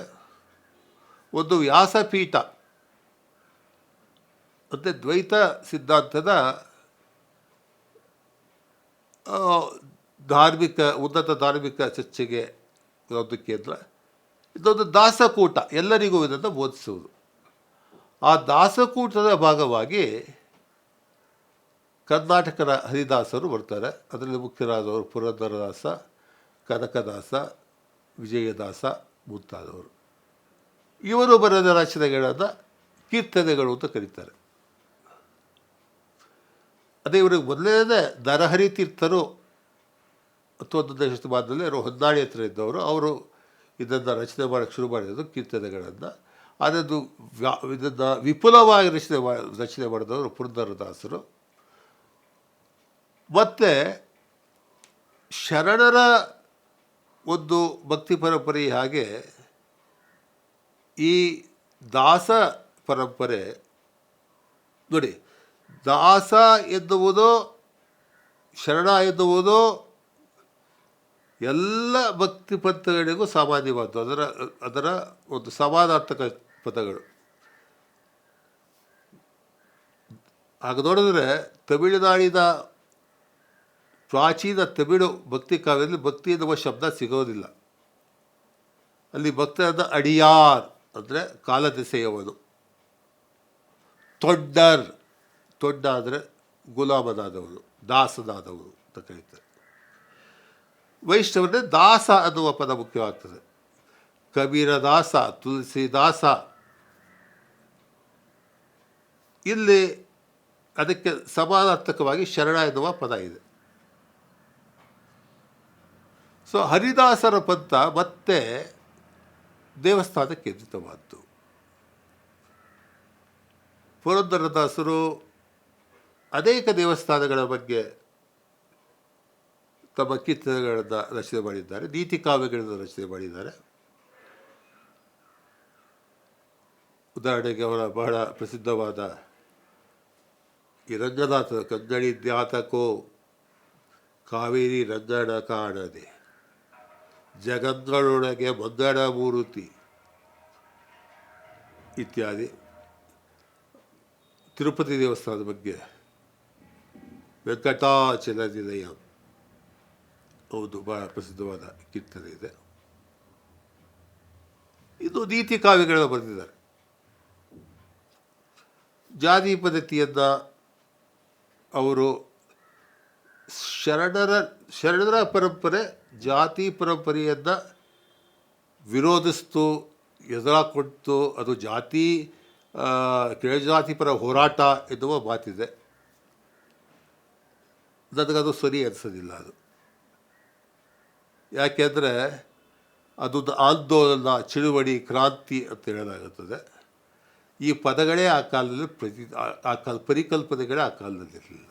ಮತ್ತು ಅವೇನದು? ಅವು ಈ ದೇಶದ ಎರಡು ಆಧ್ಯಾತ್ಮಿಕ ಪರಂಪರೆಗಳು. ಒಂದು ಆಚಾರ್ಯ ಪರಂಪರೆ, ಅಲ್ಲಿ ಜಾತಿ ಮುಖ್ಯವಾಗ್ತದೆ. ಅಲ್ಲಿ ಶಂಕರಾಚಾರ್ಯ, ಮಧ್ವಾಚಾರ್ಯ, ರಾಮಾನುಜಾಚಾರ್ಯ ಇತ್ಯಾದಿ. ಇದು ಶಿವಾಚಾರ್ಯರು ಪದ್ಧತಿ ತಮಿಳುನಾಡು ಬರ್ತದೆ. ಆದರೆ ಗುರು ಪರಂಪರೆಯಲ್ಲಿ ಜಾತಿ ಇಲ್ಲ. ಯಾವ ಬೇಕಾದರೂ ಈ ಗುರು ಪರಂಪರೆಯಲ್ಲಿ ಸೇರಬಹುದು. ಆಮೇಲೆ ಆಚಾರ್ಯ ಪರಂಪರೆಯಲ್ಲಿ ನಿಗಮಾಗಮ ಪದ್ಧತಿ ಮುಖ್ಯವಾದ ಹಾಗೆ ಗುರು ಪರಂಪರೆಗಳಲ್ಲಿ ಅವರ ಆಧ್ಯಾತ್ಮಿಕ ಸಂವಹನಕ್ಕೆ ಸತ್ಸಂಗಗಳು, ಅಕ್ವಾದೇವಳು ವಚನ ಇರ್ತಾಳೆ, ಸಂಘದಿಂದಲ್ಲದೆ ಅಗ್ನಿ ಹುಟ್ಟದು, ಸಂಘದಿಂದಲ್ಲದೆ ಬೀಜ ಮಾಡದೋರದು, ಸಂಘದಿಂದಲ್ಲದೆ ಸರ್ವ ಸುಖ ದೋರದು, ಚಂದಮಲ್ಲಿಕಾರ್ಜುನ ನಿನ್ನ ಶರಣರ ಸಂಘದಿಂದ ನಾನು ಬದುಕಿದೆ ದಯ್ಯ ಅಂತ ಮಾತನ್ನು ಹೇಳ್ತಾರೆ. ಸಂಗತ್ ಅಂತ ಪಂಜಾಬಿಯಲ್ಲಿ ಕರೀತಾರೆ. ಅದರ ಭಕ್ತರು ಒಟ್ಟಿಗೆ ಸೇರಿ ಭಜನೆ ಮಾಡುವುದಿದೆ ಸತ್ಸಂಗ. ಈ ಕಬೀರನ ರಚನೆಗಳನ್ನು ಕೂಡ ಕಬೀರ ಪಂಥೀಯರು ಸತ್ಸಂಗದಲ್ಲಿ ಮಾಡ್ತಾರೆ. ವಾರ್ಕರಿ ಪರಂಪರೆಯವರು ಸತ್ಸಂಗಗಳನ್ನು ಮಾಡ್ತಾರೆ. ಯಾವುದೋ ನಮ್ಮ ಕಾಲದ ಭಜನಾವಳಿಯಲ್ಲಿ ಗುಡ್ಡ ಕರಿತೀವಿ, ಆ ಥರದ್ದು. ಇಲ್ಲಿ ದಾಸ ಕೂಟದಲ್ಲಿ ಕನಕದಾಸ ಕುರುಬ ಜಾತಿಯಿಂದ ಬಂದವನು. ಅವನನ್ನು ದಾಸಕೂಟದೊಳಕ್ಕೆ ಸೇರಿಸಿಕೊಳ್ಳುವುದಕ್ಕೆ ಅನೇಕ ಅಡಚಣೆಗಳಿದ್ದವು ಅಂತ ದಂತಕಥೆಗಳಿಂದ ನಮ್ಗೆ ಗೊತ್ತಾಗುತ್ತೆ. ಅವನು ಸಿಟ್ಟಿನಿಂದ ನಾವು ಕುರುಬರು ನಮ್ಮ ದೇವರು ಬೀರಯ್ಯ ಅಂತ ಒಂದು ರಚನೆಯಿಂದ ಮಾಡಿದ್ದಾನೆ. ಆದರೆ ಸೈದ್ಧಾಂತಿಕವಾಗಿ ನೋಡಿದಾಗ ಭಕ್ತಿ ಪರಂಪರೆ ಜಾತಿಯಿಂದ ವಿರುದ್ಧ ಹೋರಾಟ ಅಲ್ಲ, ಆದರೆ ಎಲ್ಲ ಜಾತಿಯವರಿಗೂ ಒಂದು ಸಮಾನ ಆಧ್ಯಾತ್ಮಿಕ ಅವಕಾಶವನ್ನು ನೀಡಿತು. ಅದನ್ನು ಕನಕದಾಸ ಅವನು ನಾಮದೀಕ್ಷೆಯನ್ನು ತೆಗೆದುಕೊಂಡ ಸಂದರ್ಭ, ನಾಮದೀಕ್ಷೆ ಬಹಳ ಮುಖ್ಯ, ಭಕ್ತಿ ಪರಂಪರೆ ದೀಕ್ಷೆ ಬಹಳ ಮುಖ್ಯ, ಸಗುಣವಾಗಲಿ ನಿರ್ಗುಣವಾಗಲಿ. ಮುಕುತರಾದರು ಎಂದ ನುರಂದು ಕುಲದವರು ಬಕುತಿ ಮಾರ್ಗಕ್ಕೆ ಯೋಗ್ಯನಾದೇನೋ. ಇವತ್ತು ನಮ್ಮ ಸಮಾಜದಲ್ಲಿ ಕನಕದಾಸ ಮೂಲತಃ ಕುರುಬನೋ ಅವನು ನಾಯಕನೋ ಅಂತ ಭಾಳ ಗಲಾಟೆ ಆಗ್ತಾರೆ. ಆದರೆ ಅವನು ಹೇಳ್ತಾನೆ ಮುಖತರಾದರೂ ಎಲ್ಲ ನನ್ನ ಕುಲಗಳಿಂದ ನಾನು ಮುಕ್ತಿ ಪಡೆದುಬಿಟ್ಟೆ. ನಾನೀಗ ಭಕ್ತಿ ಮಾರ್ಗಕ್ಕೆ ಬಂದಿದ್ದೀನಿ. ಭಕ್ತಿ ಮಾರ್ಗಕ್ಕೆ ಬಂದ ಮೇಲೆ ಅವನು ಕುರುಬನೂ ಅಲ್ಲ, ನಾಯಕನೂ ಅಲ್ಲ, ಯಾವ ಜಾತಿಯೂ ಅಲ್ಲ. ಬಸವಣ್ಣ ಅದು ಹೇಳ್ತದೆ, ಪೂರ್ವಾಚಾರವಾಗಿ ಕೇಳಿದರೆ ತಳದಂಡ ಕೂಡಲ ಸಂಗಮ ದೇವ ಅಂತ ಮಾತನ್ನು ಬಸವಣ್ಣ ಹೇಳ್ತದೆ. ಆದರೆ ಹರಿದಾಸರ ಪರಂಪರೆ ಅಷ್ಟು ವ್ಯಾಪಕವಾಗಿ ಬೆಳೆದಿಲ್ಲ. ಆದರೆ ಇನ್ನೊಂದು ಮುಖ್ಯ ಘಟನೆ ಅಂದರೆ ಭಕ್ತಿ ಪರಂಪರೆಗಳ ಇತಿಹಾಸ ಮತ್ತು ಭೂಗೋಳಗಳಲ್ಲಿ ರಾಮಾನುಜಾಚಾರ್ಯರ ಒಂದು ತಮಿಳು ವೈಷ್ಣವ ಪರಂಪರೆಯಿಂದ ಪ್ರಭಾವಿತ ಆದ ರಾಮಾನುಜಾಚಾರ್ಯ ಶಿಷ್ಯರು ಒರಿಸ್ಸಾದ ಕಡೆಗೆ ಹೋಗಿ, ಒರಿಸ್ಸಾದಲ್ಲಿ ಅಲ್ಲಿನ ವೈಷ್ಣವ ಭಕ್ತಿ ಪರಂಪರೆಗಳು ಅದು ಪಂಚ ಸಖ ಅಂತ ಹೇಳ್ತಾರೆ. 5 ಪರಂಪರೆಗಳು ಬರ್ತವೆ. ಅಲ್ಲಿಂದ ಬಂಗಾಳಕ್ಕೆ ಹೋಗ್ತದೆ. ಬಂಗಾಳದಲ್ಲಿ ಇವರು ಚೈತನ್ಯ ಮಹಾಪ್ರಭುಗಳ ಒಂದು ಪಂಥ, ಗೌಡೀಯ ವೈಷ್ಣವ ಪಂಥ ಅದು ಪ್ರಾರಂಭವಾಗ್ತದೆ. ಆ ಗೌಡೀಯ ವೈಷ್ಣವ ಪರಂಪರೆಗೆ ಚೈತನ್ಯ ಮಹಾಪ್ರಭುಗಳು ಇದನ್ನು ಪುರಿಯ ಜಗನ್ನಾಥ ದೇವಸ್ಥಾನವನ್ನು ಕೇಂದ್ರವನ್ನಾಗಿ ಮಾಡ್ಕೊಳ್ತಾರೆ. ಅದು ಕೂಡ ವಿಠೋಬನ ರೀತಿಯಲ್ಲಿ ಮೂಲತಃ ಒಂದು ಆದಿವಾಸಿ ದೇವತೆ. ಅದನ್ನು ವಿಷ್ಣುವಿನ ಅವತಾರದ ಜೊತೆಗೆ ಸೇರಿಸಿ ಅದು ಕೇಂದ್ರವಾಗ್ತದೆ, ತೀರ್ಥಯಾತ್ರೆ ಕೇಂದ್ರವಾಗ್ತದೆ ಗೌಡೀಯ ವೈಷ್ಣವ ಪಂಥದವರೆಗೆ. ಆದರೆ ಚೈತನ್ಯ ಮಹಾಪ್ರಭುಗಳು ತಮ್ಮ ಧರ್ಮ ಪ್ರಚಾರಕ್ಕೆ ಅವರು ಕಾವ್ಯರಚನೆಯನ್ನು ಮಾಡಲಿಲ್ಲ. ಒಂದು ಶಾಸ್ತ್ರಗ್ರಂಥವನ್ನು, ಒಂದು ಲಘುವಾದ ಶಾಸ್ತ್ರಗ್ರಂಥವನ್ನು ಬರೆದರು. ಅವರು ಜಯದೇವನ ಗೀತಗೋವಿಂದವನ್ನು ಅವರ ಗೌಡೀಯ ವೈಷ್ಣವ ಪಂಥದ ಒಂದು ಮುಖ್ಯ ಒಂದು ಅಭಿವ್ಯಕ್ತಿಯನ್ನಾಗಿ ಸ್ವೀಕರಿಸಿದ್ರು, ಮುಖ್ಯ ಒಂದು ಆಧಾರವನ್ನಾಗಿ ಸ್ವೀಕರಿಸಿದ್ರು. ಯಾಕೆ ಅಂದರೆ ಗೀತಗೋವಿಂದದಲ್ಲಿ ಪ್ರಪ್ರಥಮ ಬಾರಿಗೆ ವೈಷ್ಣವ ಧರ್ಮದಲ್ಲಿ ಅದು ರಾಧಾ ಕೇಂದ್ರಿತವಾಗಿದೆ. ಹಿಂದಿನ ವೈಷ್ಣವ ಧರ್ಮಗಳಲ್ಲಿ ರಾಧೆ ಮುಖ್ಯವಾಗುವುದಿಲ್ಲ. ಶ್ರೀಮದ್ ಭಾಗವತ ಸುಮಾರು 11ನೇ ಶತಮಾನದಲ್ಲಿ ಬಂದದ್ದು. ಅದರಲ್ಲಿ ರಾಧಾ ಬಹಳ ಒಂದು ನಗಣ್ಯವಾದ ಪಾತ್ರ, ಮುಖ್ಯ ಪಾತ್ರ ಅಲ್ಲ. ಕೃಷ್ಣನ ಜೀವನದಲ್ಲಿ ಅವಳ ಪಾತ್ರ ಜಾಸ್ತಿ ಇಲ್ಲ. ತಮಿಳುನಾಡಿನ ವೈಷ್ಣವ ಕಥನಗಳಲ್ಲಿ ರಾಧೆ ಬರೋದಿಲ್ಲ. ಆದರೆ ರಾಧೆ ಕೇಂದ್ರವಾಗುವುದು ಜಯದೇವನ ಗೀತಗೋವಿಂದದಲ್ಲಿ. ಆ ರಾಧಾ ಕೇಂದ್ರಿತವಾದ ವೈಷ್ಣವ ಧರ್ಮವನ್ನು ಅದಕ್ಕೆ ಚೈತನ್ಯ ಮಹಾಪ್ರಭು ಪ್ರಚಾರ ಕೊಡ್ತಾರೆ. ಆದರೆ ಚೈತನ್ಯ ಮಹಾಪ್ರಭುಗಳು ಕೂಡ ಆಮೇಲೆ ಅವರು ಕೀರ್ತನ ಎನ್ನುವ ಒಂದು ನಾಟ್ಯ ಪದ್ಧತಿಯನ್ನು ಪ್ರಚಾರಕ್ಕೆ ತರ್ತಾರೆ. ಅವರು ತಮಿಳುನಾಡಿಗೆ ಬಂದು ಶ್ರೀರಂಗದ ದೇವಸ್ಥಾನಕ್ಕೆ ಕೆಲವು ದಿವಸ ಇದ್ದು ಅಲ್ಲಿದ್ದ ಅರೆಯ ಸೇವೈ ನಾಟಕವನ್ನು ನೋಡಿ ಅದನ್ನು ಪ್ರೇರಿತವಾಗಿ ಅವರು ಬಂಗಾಳದಲ್ಲಿ ಕೀರ್ತನ ಎನ್ನುವ ಒಂದು ಇದನ್ನು ನಾಟ್ಯ ಪ್ರಕಾರವನ್ನು ಅವರು ಪ್ರಾರಂಭಿಸ್ತಾರೆ. ಆದರೆ ಚೈತನ್ಯ ಮಹಾಪ್ರಭುಗಳು ಕೂಡ ಜಾತಿ ಪದ್ಧತಿ ವಿರೋಧಿಸಿದ್ದರಿಂದ ಅವರ ಜೀವನ ಬಹುಶಃ ದುರಂತಮಯವಾಗಿ ಕೊನೆಗೊಂಡಿತ್ತು. ಆಮೇಲೆ ಅವರ ಭಕ್ತರು ಬೃಂದಾವನಕ್ಕೆ ಹೋಗಬೇಕು ಬರ್ತದೆ. ಆ ಬೃಂದಾವನ ಎನ್ನುವುದು ಗೌಡೀಯ ವೈಷ್ಣವ ಪಂಥದ ಮುಂದಿನ ಒಂದು ಅಧ್ಯಾಯವಾಗಿ ನಾವು ನೋಡಬಹುದು. ಆಮೇಲೆ 15ನೇ ಶತಮಾನದ ನಂತರ ಭಾರತದಾದ್ಯಂತ ಒಂದು ಇಷ್ಟೊತ್ತಿಗೆ ಸೂಫಿಗಳು ಭಾರತಕ್ಕೆ ಬಂದಿರ್ತಾರೆ. ಅವರ ಜೊತೆಗಿನ ಕೊಡುಕೊಡೆಯಿಂದ ಉತ್ತರ ಭಾರತದಲ್ಲಿ, ದಕ್ಷಿಣ ಭಾರತ ಏಕಕಾಲದಲ್ಲಿ ನಿರ್ಗುಣ ಭಕ್ತಿ ಪರಂಪರೆಯ ಒಂದು ವಿಕಸನ ಆಗ್ತದೆ. ಉತ್ತರ ಭಾರತದಲ್ಲಿ ಕಬೀರದಾಸ್, ರವಿದಾಸ್, ದಾದು ದಯಾಲ್ ಮುಂತವ್ರದ್ದಾದರೆ, ದಕ್ಷಿಣದಲ್ಲಿ ತಮಿಳುನಾಡಿನ ಸಿದ್ದರ್ ಕವಿತೈ, ಕರ್ನಾಟಕದ ಸ್ವಲ್ಪ ಮಟ್ಟಿಗೆ ಆಂಧ್ರದ ತತ್ವಪದಗಳು, ಒರಿಸ್ಸಾದಲ್ಲಿ ಭೀಮಾಬೋಯ್ ಮುಂತಾದವರು ಬಂದರು. ಈ ನಿರ್ಗುಣ ಭಕ್ತಿ ಪರಂಪರೆ ಬಹಳ ದಿರ್ಬಿಡೆಯಿಂದ ಕೂಡಿತ್ತು. ಭಕ್ತಿ ಪಂಥಗಳು ಮೊದಲಿನಿಂದ ಒಂದು ಸಾಂಪ್ರದಾಯಿಕ ಶಿಸ್ತುಗಳನ್ನು ಮುರಿಯುತ್ತಾ ಬಂದು. ಯಾಕೆ ಪ್ರೇಮದಲ್ಲಿ ನಿಯಮಗಳಿಲ್ಲ, ಭಕ್ತಿಯಲ್ಲೂ ನಿಯಮಗಳಿಲ್ಲ. ಆದರೆ ಕೆಲವು ಪಂಥಗಳು ಕೆಲವು ನಿಬಂಧನೆಗಳನ್ನು, ನಿಯಮಗಳನ್ನು ಭಕ್ತರ ಮೇಲೆ ಹಾಕೋದು. ಆದರೆ ನಾಥ ಪರಂಪರೆ, ಈ ನಿರ್ಗುಣ ಪರಂಪರೆ 15ನೇ ಶತಮಾನದ್ದು ಹೆಚ್ಚು ಮುಕ್ತವಾಯಿತು ಮತ್ತು ಕಾವ್ಯದ ವಸ್ತುವಿನ ಭಿತ್ತಿಯನ್ನು ಬಹಳ ವ್ಯಾಪಕವಾಗಿಸ್ತು.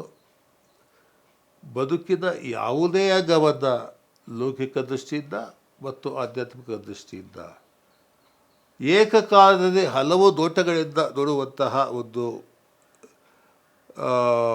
ಅಭಿವ್ಯಕ್ತಿ ಸಾಧ್ಯತೆಯನ್ನು ಅದು ಕೊಂಡುಕೊಡ್ತು. ಉದಾಹರಣೆಗೆ ಶಿಷ್ಟಾ ಶರೀಫರ ಹಾವು ತುಳಿದಿದೆ ತಗ್ಗಿ ಹಾವು ತುಳಿದಿದೆ ಗೆಳತಿ ಹಾವು ತುಳಿದಿದೆ ಅನ್ನೋದು ಅದು ಒಂದು ನೈಜ ಘಟನೆಯ ಮೇಲೆ ಆಧಾರಿತ, ಅದಕ್ಕೆ ಅನೇಕ ಆಧ್ಯಾತ್ಮಿಕ ಆಂತರಿಕ ಅರ್ಥಗಳಿದ್ದಾವೆ. ಇಹ ಪರಗಳ ನಡುವಿನ ಒಂದು ಕಂಟಿನ್ಯೂ ಮೇಲಿನ ಒಂದು ನಿರಂತರತೆ ಏನಿದೆ ಅದನ್ನು ಈ ಘಟ್ಟದಲ್ಲಿ ಬದ್ಧಭಕ್ತಿ ಕಾವ್ಯದಲ್ಲಿ ನಾವು ಕಾಣಬಹುದು. ಇನ್ನು ಎರಡು ಅಂಶಗಳನ್ನು ಇಲ್ಲಿ ಸೇರಿಸಿ ಈ ಭಕ್ತಿಯ ಇತಿಹಾಸ ಮತ್ತು ಭೂಗೋಳದ ಒಂದು ಅಧ್ಯಾಯವನ್ನು ಮುಗಿಸ್ಬೋದು. ಈ ಬಂಗಾಳದ ಗೌಡೀಯ ಪರಂಪರೆ ಅದರ ಮುಂದುವರಿಕೆ ಆಗಿದ್ದು ವೃಂದಾವನದಲ್ಲಿ. ಅಲ್ಲಿನ ಕೃಷ್ಣ ದೇವಸ್ಥಾನ ಒಂದು ದೊಡ್ಡ ಕೇಂದ್ರವಾಯಿತು. ಇವತ್ತು ಅಲ್ಲಿ ಆ ಪ್ರೇಮಾನಂದ ಮಹಾರಾಜ್ ಅಂತ ಬಹಳ ದೊಡ್ಡ ಸಂತರಿದ್ದಾರೆ, ಅವರ ಪರಂಪರೆಯವರು. ಆಮೇಲೆ ಅಸ್ಸಾಂನಲ್ಲಿ ಒಂದು ಪ್ರತ್ಯೇಕವಾದ ಬೆಳವಣಿಗೆ ಆಯಿತು. ಅದು ಆಚಾರ್ಯ ಶ್ರೀಮಂತ ಶಂಕರದೇವ ಸ್ಥಾಪಿಸಿದ ಏಕನಾಮ ಧರ್ಮ. ಆತ ತನ್ನ ಅಕ್ಕಪಕ್ಕದ ಬಂಗಾಳದಿಂದ ಪ್ರಭಾವಿತನಾಗಿರಲಿಲ್ಲ. ಅದು ಸ್ವತಂತ್ರವಾದ ವೈಷ್ಣವ ಧರ್ಮ, ಅದು ಒಂದು ನಿರ್ಗುಣ ವೈಷ್ಣವ ಧರ್ಮ ಅಂತಲೇ ಹೇಳಬೇಕು. ಯಾಕೆಂದರೆ ಅಸ್ಸಾಂನಲ್ಲಿ ಆ ಕಾಲದಲ್ಲಿ ಈ ತಾಂತ್ರಿಕರ ಅತಿರೇಕಗಳು ಬಹಳವಾಗಿದ್ದು ಮತ್ತು ಜನರ ನೈತಿಕ ಸಂಬಂಧಗಳು ಬಹಳ ಹದಗೆಟ್ಟಿದ್ದು. ಹೇಗೆ ರೋಮನ್ ಯುಗದಲ್ಲಿ ಅಲ್ಲಿನ ಒಂದು ನೈತಿಕತೆ ಒಂದು ಅರಾಜಕತೆಯನ್ನು ತಲುಪಿತ್ತು, ಆಗ ಒಂದು ರೀತಿಯ ಪಿತೃಪ್ರಧಾನವಾದ ಕ್ರೈಸ್ತ ಧರ್ಮ ಅಲ್ಲಿ ಅದನ್ನು ಹತೋಟಿಗೆ ತಂತು. ಅದೇ ರೀತಿಯ ಒಂದು ಬೆಳವಣಿಗೆ ಇಲ್ಲಿ ಅಸ್ಸಾಂನಲ್ಲಾಯಿತು. ಶಂಕರದೇವನ ವೈಷ್ಣವ ಧರ್ಮದಲ್ಲಿ ನೈತಿಕತೆ ಬಹಳ ಮುಖ್ಯವಾದ್ದು. ಮತ್ತು ಶಂಕರದೇವನು ಕೂಡ ಜಾತಿಗಳನ್ನು ಒಪ್ಪಲಿಲ್ಲ. ಯಾರು ಬೇಕಾದರೂ ಅವನ ಜಾತಿಗೆ ಸೇರಬಹುದು. ಅವನು ದೇವಸ್ಥಾನಗಳನ್ನು ಒಪ್ಪಲಿಲ್ಲ. ಅಸ್ಸಾಮಿನ ಮತ್ತು ಒರಿಸ್ಸಾದ ಈ ನಿರ್ಗುಣ ಸಂತ ಕವಿಗಳು ದೇವಸ್ಥಾನಗಳನ್ನು ಒಪ್ಪಲಿಲ್ಲ. ಒರಿಸ್ಸಾದಲ್ಲಿ ದಾರುದ ಪೂಜಿಯೇ ಅಂದರೆ ಜಗನ್ನಾಥನ ದೇವಸ್ಥಾನದ ಮೂರ್ತಿ ಮರದಿಂದ ಮಾಡಿದ್ದು. ಮರವನ್ನು ಪೂಜಿಸಬೇಡಿ ಅಂತ ಒಂದು ದೊಡ್ಡ ಆಂದೋಲನ ಆಯಿತು ಇದರಲ್ಲಿ ಒರಿಸ್ಸಾದಲ್ಲಿ. ಈಗ ಶಂಕರದೇವ ನಾಮಘರ್ ಎನ್ನುವ ಸಂಸ್ಥೆಯನ್ನು ಸ್ಥಾಪಿಸಿದ ದೇವಸ್ಥಾನಕ್ಕೆ ಪ್ರತಿಯಾಗಿ. ಇಲ್ಲಿ ಭಕ್ತರು ಸೇರಿ ನಾಮ ಸಂಕೀರ್ತನೆಯನ್ನು ಮಾಡ್ತಿದ್ರು, ಕೃಷ್ಣ ಭಕ್ತಿಯನ್ನು. ಆಮೇಲೆ ಅವನು ಎರಡು ರೀತಿಯ ಒಂದು ಭಕ್ತಿ ಕಾವ್ಯದ ಒಂದು ಪ್ರಕಾರವನ್ನು ತಂದ ಅಸ್ಸಾಂನಲ್ಲಿ. ಅದಕ್ಕೆ ಬೋರೋಗೀತ್ ಅಂದರೆ ಶಾರ್ಟ್ ಸಾಂಗ್ ಅಂತ. ಅವನ ಒಂದು ಶಿಷ್ಯ ಮಾಧವದೇವ. ಆಮೇಲೆ ಶಂಕರದೇವ ಮಹಾನ್ ಪ್ರತಿಭಾವಂತ. ಅವನು ಕೇವಲ ಕಾವ್ಯವನ್ನಲ್ಲ, ಆ ಭಕ್ತಿ ಅಭಿವ್ಯಕ್ತಿಯಿಂದಾಗಿ ಒಂದು ನಾಟ್ಯ ಪ್ರಕಾರವನ್ನು ಅವನು ಶುರು ಮಾಡಿದ. ಆಮೇಲೆ ಒಂದು ನಾಟಕ ಪ್ರಕಾರವನ್ನು ಅಂಕಿಯಾ ಲಾಟ್ ಅಥವಾ ಭಾವನಾ ಎನ್ನುವ ಒಂದು ನಾಟಕ ಪ್ರಕಾರವನ್ನು ಶುರು ಮಾಡಿದ ಭಕ್ತಿಯನ್ನು ಪ್ರಚಾರ ಮಾಡೋದಕ್ಕೆ. ಆಮೇಲೆ ಸಂಗೀತವನ್ನು ಅವನು ಬಳಸ್ದ. ಜೊತೆಗೆ ಒಂದು ದೈಹಿಕ ಸಂಸ್ಕೃತಿಯನ್ನು ಕೂಡ ಅವನು ಕಲಿಸ್ದ. ಅವದೇ ರೀತಿಯ ಒಂದು ಯೋಗದ ರೀತಿಯ ಒಂದು ದೈಹಿಕ ಸಾಧನೆಗಳ ಕ್ರಮವನ್ನು ಅವನು ಕಲಿಸ್ದ. ಆದರೆ ಅವನ ವೈಷ್ಣವ ಧರ್ಮ ಬಹಳ ಸಂಪ್ರದಾಯ ವಿರೋಧಿಯಾಗಿದ್ದರಿಂದ ಅವನು ಕೂಡ ಸಮಾಜ ಬಾಹಿರದಾಗಿ ಅವನ ಅಸ್ಸಾಮಿನ ರಾಜ ಹೊರಗಾಕ್ದ.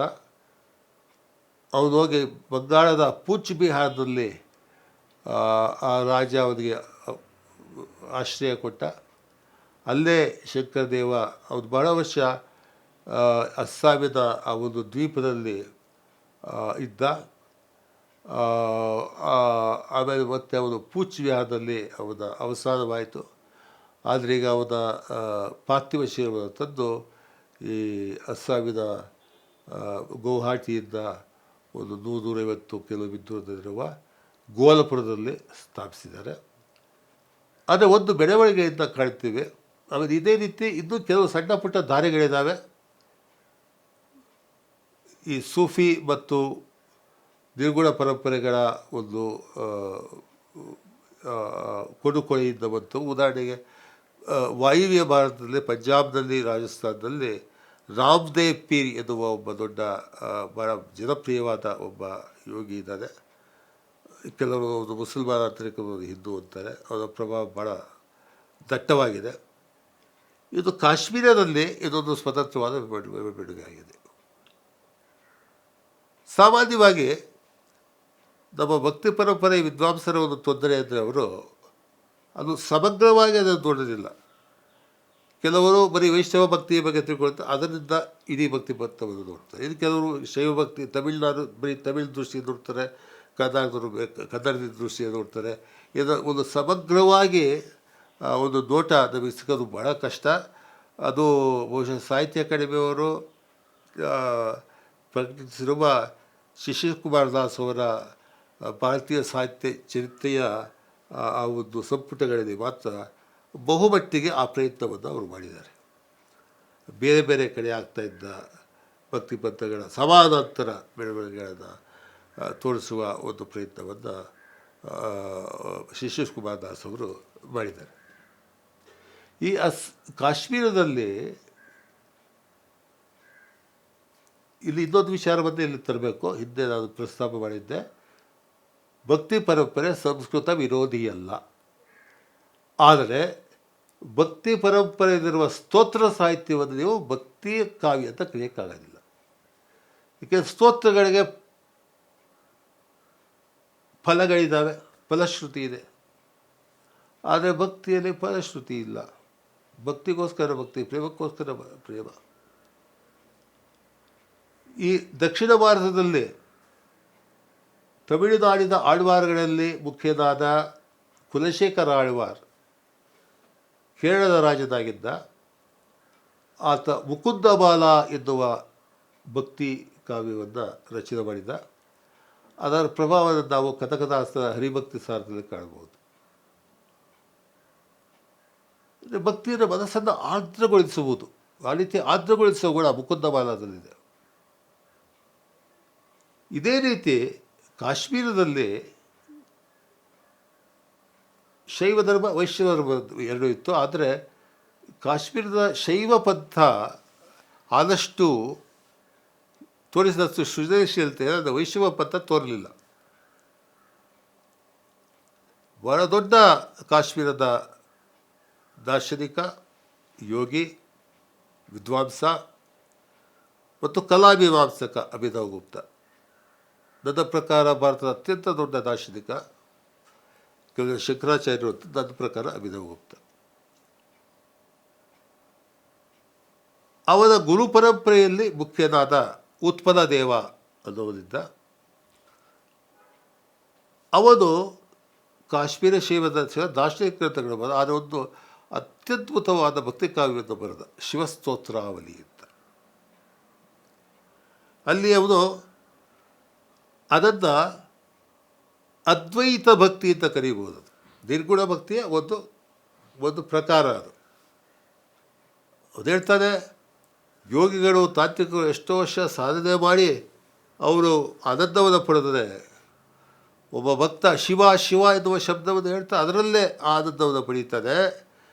ಆದ್ದರಿಂದ ಶಿವಭಕ್ತನಿಗೆ ಲೋಕದಲ್ಲಿ ದುಃಖವೇ ಇಲ್ಲ. ವಿಷಮ ಅಮೃತಾಯತೆ ದುಃಖಂ ಸುಖಾಯತೆ ಶಿವಮಾರ್ಗೇಣ. ಶಿವಭಕ್ತಿಯ ಮಾರ್ಗದಲ್ಲಿ ವಿಷ ಅಮೃತವಾಗುತ್ತದೆ ಮತ್ತು ದುಃಖವೇ ಸುಖವಾಗುತ್ತದೆ.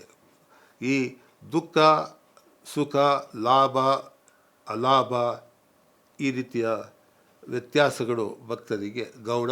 ಯಾಕೆಂದರೆ ಅವರು ಯಾವಾಗಲೂ ಆನಂದದಲ್ಲಿರ್ತಾರೆ, ಭಕ್ತಿ ನಿಜ ಆನಂದದಲ್ಲಿರ್ತಾರೆ. ಇಲ್ಲಿ ಮುಖ್ಯವಾಗಿ ಮುಂದೆ ಕಾಶ್ಮೀರಿ ಭಾಷೆಯಲ್ಲಿ ಅಷ್ಟು ವಿಫಲವಾಗಿದೆ. ಇಬ್ಬರು ಮುಖ್ಯವಾದ ಕವಿಗಳು ಬರ್ತಾರೆ, ಕವಿತ್ರಿಯರು. ಒಬ್ಬಳು ಲಲ್ಲೇಶ್ವರಿ, ಆಕೆಯಿಂದ ಅಕ್ಕಮಹಾದೇವಿಗೆ ಹೋಲಿಸಿದ್ದಾರೆ. ಅನೇಕ ಸಾಮ್ಯಗಳಿವೆ ಅವಳ ಜೀವನಕ್ಕೆ ಮತ್ತು ಇಬ್ಬರು ಕೂಡ ಬತ್ತಲೆಯಾಗಿ ಹೋದರು ಅಂತ. ಅದೇ ವ್ಯತ್ಯಾಸಗಳು ಭಾಳ ಗಹನವಾಗಿದ್ದಾವೆ. ಯಾಕೆಂದರೆ ಲಲ್ಲೇಶ್ವರಿಯ ಒಂದು ರಚನೆಗಳಲ್ಲಿ ನಾವು ಈ ಅದ್ವೈತಪರವಾದ ನಿರ್ಗುಣಪರವಾದ ಒಂದು ಅಂಶಗಳನ್ನು ಹೆಚ್ಚಾಗಿ ಕಾಣ್ತೀವಿ. ಅಕ್ಕಮಹಾದೇವಿ ರೀತಿಯ ಒಂದು ಈ ಮಾಧುರ್ಯ ಭಕ್ತಿ ಅಂತ ಕರಿತೀವಿ, ಅದು ಅದರಲ್ಲಿ ಬಹಳ ಕಡಿಮೆ ಕಾಣ್ತದೆ.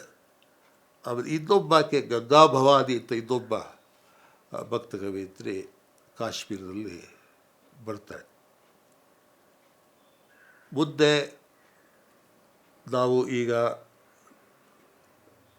ಸಾಮ್ರಾಜ್ಯಶಾಹಿ ಕಾಲದ ಹತ್ತಿರಕ್ಕೆ ಬರ್ತಾ ಇದ್ದೀವಿ. ಸಾಮ್ರಾಜ್ಯಶಾಹಿ ಯುಗದಲ್ಲಿ ನಮ್ಮ ಕರ್ನಾಟಕದ ತತ್ವಪದ ರಚನೆ ಮುಂದುವರಿಯಿತು. ಬೇರೆ ಬೇರೆ ಕಡೆ ಒರಿಸ್ಸಾದಲ್ಲಿ ಭೀಮಾಭೋಯಿ ಎಂಥದ್ದು ಬಂದ. ಆದರೆ ಈ ಎಲ್ಲ ಭಕ್ತಿ ಪರಂಪರೆಗಳ ಪ್ರಭಾವ ಭಾರತದ ನವೋದಯ ಸಾಹಿತ್ಯದಲ್ಲಿ ಮತ್ತು ಸ್ವಲ್ಪ ಮಟ್ಟಿಗೆ ಆಧುನಿಕ ಸಾಹಿತ್ಯದಲ್ಲಿ, ಆನಂತರದ ಸ್ವಲ್ಪ ಮಟ್ಟಿಗೆ ದಲಿತ ಸಾಹಿತ್ಯದಲ್ಲಿ, ಸ್ತ್ರೀ ಸಾಹಿತ್ಯದಲ್ಲಿ ವಿವಿಧ ರೀತಿಯಲ್ಲಿ ಆಗಿದೆ. ಈ ಎಲ್ಲ ಭಕ್ತಿ ಪರಂಪರೆಯ ಸ್ರೋತಗಳನ್ನು ಒಟ್ಟಾಗಿ ನಾವು ಕಾಣುವುದು ರವೀಂದ್ರನಾಥ್ ಠಾಕೂರರ ಗೀತಾಂಜಲಿಯಲ್ಲಿ. ಅದು ಒಂದು ನಿರ್ಗುಣ ಭಕ್ತಿಯ ಕಬೀರನ್ನು ಅನುವಾದ ಮಾಡಿದವರು. ಆಮೇಲೆ ರವೀಂದ್ರನಾಥ್ ಠಾಕೂರರಿಗೆ ಅವರ ಆದರ್ಶ ಇದ್ದಿದ್ದು ಕಬೀರ ತುಳಸಿದಾಸ್ನಂತ ಪ್ರಸಿದ್ಧ ಕವಿ ಆಗಬೇಕು ಅಂತ. ಅವರು ಕಬೀರ ಕೃತಿಗಳನ್ನು ಸಂಪಾದಿಸಿದ ಹಜಾರಿ ಪ್ರಸಾದ್ ದ್ವಿವೇದಿಯವರ ಬಹಳ ಹತ್ತಿರದ ಸ್ನೇಹಿತರಾಗಿದ್ದರು. ಒಂದು ಸಲ ಅವರು ಕೇಳಿದ್ರು, ಕ್ಯಾ ಮೈ ತುಳಸಿ ಕವಿ ಜೈಸೆ ಬನ್ ಜಾऊंगा, ನಾನು ತುಳಸಿ ಕವಿ ಥರ ಆಗ್ತೀನಿ ಯಾವತ್ತಾರು ಅಂತ. ಮೂರು ಸಲ ಕೇಳಿದ್ರು. ಮೂರು ಸಲ ಅದು ಹಜಾರಿ ಪ್ರಸಾದ್ ದ್ವಿವೇದಿಯವರು ಸುಮ್ಮನೆಯವರು ಉತ್ತರ ಕೊಡಲಿಲ್ಲ. ಕೊನೆಗೆ ಠಾಕೂರ್ ಹೇಳಿದ್ರು, मैंने समझ लिया, मैं तो ತುಳಸಿ ಕವಿ नहीं बनूंगा. ಇಷ್ಟಾದರೂ ಕೂಡ ಠಾಕೂರರ ಗೀತಾಂಜಲಿಯಲ್ಲಿ ಆ ಭಕ್ತಿ ಕಾವ್ಯದ ಒಂದು ಆ ಸ್ವತಂತ್ರತೆ, ಸ್ವಾಯತ್ತತೆ, ಉತ್ಕಂಠತೆಯನ್ನು ನಾವು ಕಾಣ್ತೀವಿ. ನವ್ಯ ಕಾವ್ಯದಲ್ಲಿ, ನವ್ಯ ಯುಗದಲ್ಲಿ ಈ ನಾಸ್ತಿಕವಾದಿ ಅಥವಾ ಅಗ್ನಾಸ್ಟಿಕ್ ನಿಲುವುಗಳು ಮತ್ತು ಪಾಶ್ಚಿಮಾತ್ಯಗಳು ಹೆಚ್ಚಾಗಿ ಇದು ಮರೆಯಾಯ್ತಾ ಹೋಯಿತು. ಅದಕ್ಕೆ ನಾವು ಮುಖ್ಯ ಕವಿಗಳು ಇದನ್ನು ಭಕ್ತಿಯ ದ್ರವ್ಯವನ್ನು ಬಳಸ್ಕೊಂಡಿದ್ದಾರೆ. ಉದಾಹರಣೆ ಬೇರೆ ಕಲೆಗಳಲ್ಲಿ ನನಗನ್ಸೋದು, ನನ್ನ ಅತ್ಯಂತ ಪ್ರೀತಿಯ ಸಿನಿಮಾ ನಿರ್ದೇಶಕರು ಋತ್ವಿಕ್ ಘಟಕ್ ಅವರಿದ್ದಾರೆ. ಅವರ ಸಿನಿಮಾಗಳಲ್ಲಿ ಭಕ್ತಿ ಪರಂಪರೆಯ ದಟ್ಟವಾದ ಪ್ರಭಾವವನ್ನು ನಾವು ಕಾಣ್ತೀವಿ. ಆ ಉತ್ಕಟತೆಯನ್ನು ನಾವು ಕಾಣ್ತೀವಿ. ಆ ಶಾಕ್ತ ಭಕ್ತಿ ಪರಂಪರೆಯ ಒಂದು ಅಂಶವನ್ನು ನಾವು ಕಾಣ್ತೀವಿ. ಈ ರೀತಿ ಬದಲಾದ ರೂಪದಲ್ಲಿ ಅದು ಇವತ್ತು ಕೂಡ ನಮ್ಮ ಭಾರತೀಯ ಸಂಸ್ಕೃತಿಯಲ್ಲಿ ಪ್ರವೃತ್ತವಾಗಿದೆ. ಇನ್ನೊಂದು ಕಡೆ ಭಕ್ತಿ ಒಂದು ವ್ಯಾಪಾರವಾಗಿ, ಒಂದು ವ್ಯವಹಾರವಾಗಿ, ಒಂದು ಉದ್ಯಮವಾಗಿ ಬೆಳೆದಿರುವ ಒಂದು ವಿಕೃತ ಸ್ಥಿತಿಯನ್ನು ನಾವು ಈ ಕಾಲದಲ್ಲಿ ಕಾಣ್ತಾ ಇದ್ದೀವಿ. ಅದು ಯಾವುದೇ ರೀತಿಯಲ್ಲಿ ಭಕ್ತಿ ಪರಂಪರೆಯ ಒಂದು ಸ್ವಾತಂತ್ರ್ಯತೆಯ, ಒಂದು ಮುಕ್ತತೆಯ ಒಂದು ಮುಂದುವರಿಕೆಯಾಗದೆ ಅದರ ಒಂದು ವಾಣಿಜ್ಯೀಕರಣ ಆಗಿದೆ ಅಂತ ಹೇಳ್ಬೋದು. ಇಷ್ಟರ ಮಟ್ಟಿಗೆ ನಾವು ಆದಷ್ಟು ಚುಟುಕಾಗಿ ನಾನು ಭಕ್ತಿ ಪರಂಪರೆಗಳ ಇತಿಹಾಸ ಮತ್ತು ಭೂಗೋಳಗಳ ಬಗ್ಗೆ ಹೇಳಿದ್ದೇನೆ. ಇದ್ದು ಮುಂದಿನ ಉಪನ್ಯಾಸದಲ್ಲಿ ಭಕ್ತಿ ಪರಂಪರೆಗಳು ಸಾಹಿತ್ಯ ಮತ್ತು ಕಲೆಗಳಿಗೆ ನೀಡಿದ ಉಪಲಬ್ಧಿಗಳಿದ್ದಾವೆ ಅದರದ್ದು ಕುರಿತು ಮಾತಾಡ್ತೀನಿ.